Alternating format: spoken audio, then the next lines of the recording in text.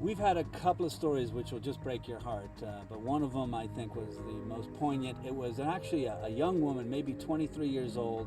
They found her tucked under and halfway up into the dash. She was in fetal position. Her legs were wrapped around the front seat, her head and shoulders right underneath the dashboard of the vehicle. There was a big dude sitting over top of her. She was in a black leotard to hide her there. The officer at the port smelled a rat. Every officer has a bell. You know, when something's not right, that bell is going to ring and say something's wrong with this couple or whatever. They were avoiding eye contact.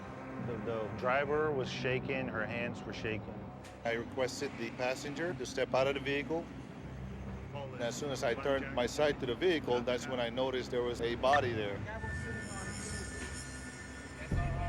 Here was this young woman literally tucked halfway up into the dashboard. Well, it turns out she came across when she was only 8 years old. She'd lived in America for 15 years. She was in her early 20s. She was married to a U.S. citizen. She had a little boy. Well, it looks like she'd been living in the United States all her life. She was crossing illegally. And then from there on, she pretty much adapted to the life in the United States. And on the advice, bad advice, I suppose, of an immigration lawyer, he said, look, you're married to an American. Go back into Tijuana, get your visa, you'll be back in a few days. Well, she went to get her visa. They said, you can't apply for this for 3 years. My lawyer told me they're only going to keep you 5 days. They're not going to give me a big punishment because I was here since I was 8.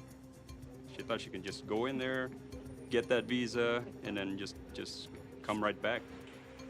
And that's not what happened.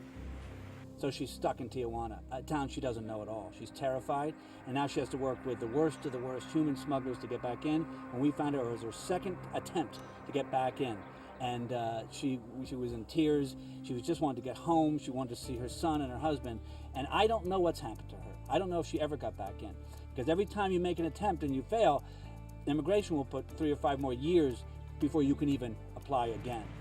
Because she had attempted entry without any documents, she was denied that visa. So what kind of visa were you going to get? When you stay without paper, they give you a punishment. And my punishment was 3 years.